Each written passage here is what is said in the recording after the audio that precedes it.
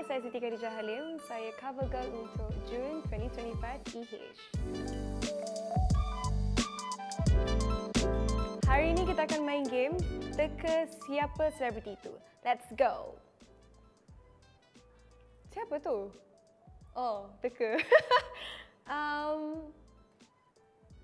Amirul Aiman. Betul?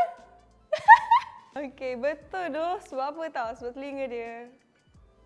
Okey. Amirul Aiman. Nabil Akil. Sama macam muka dia.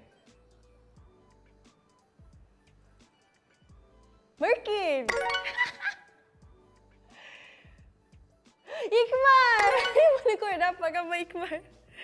Okey, kelakar lah. Anik. Kenapa aku kena semua ni semua? Takut. Oh my god, can you zoom a bit more?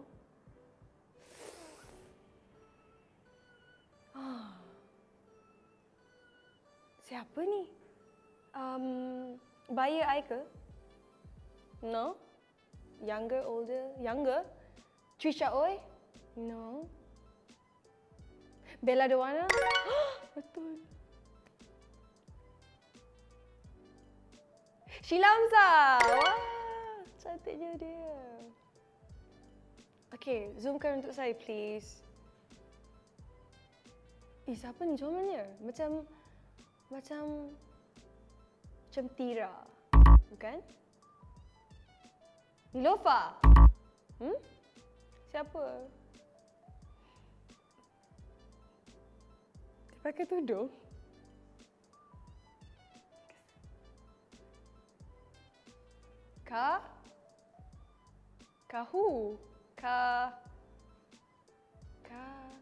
Khadijah?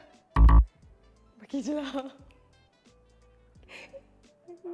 Okey, pas. Siapa tu? Oh, okey, faham. Okey.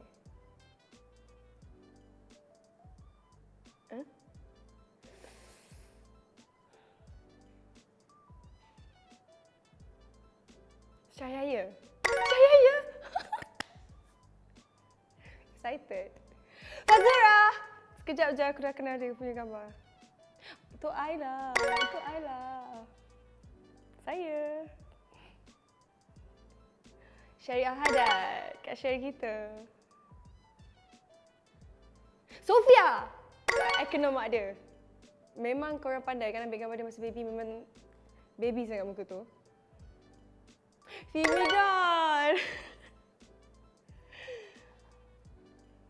Harisa. Fatihah Aunty. Comelnya. Okey, kita dah habis main game. Boleh nak dikatakan semua Siti betul kecuali seorang je, Kak Kila Ferry. Terlalu cute, terlalu cantik. Masa ni budak, I macam tak boleh nak comprehend semua tu. Thank you so much for playing this game with me. Check out more on eh.my.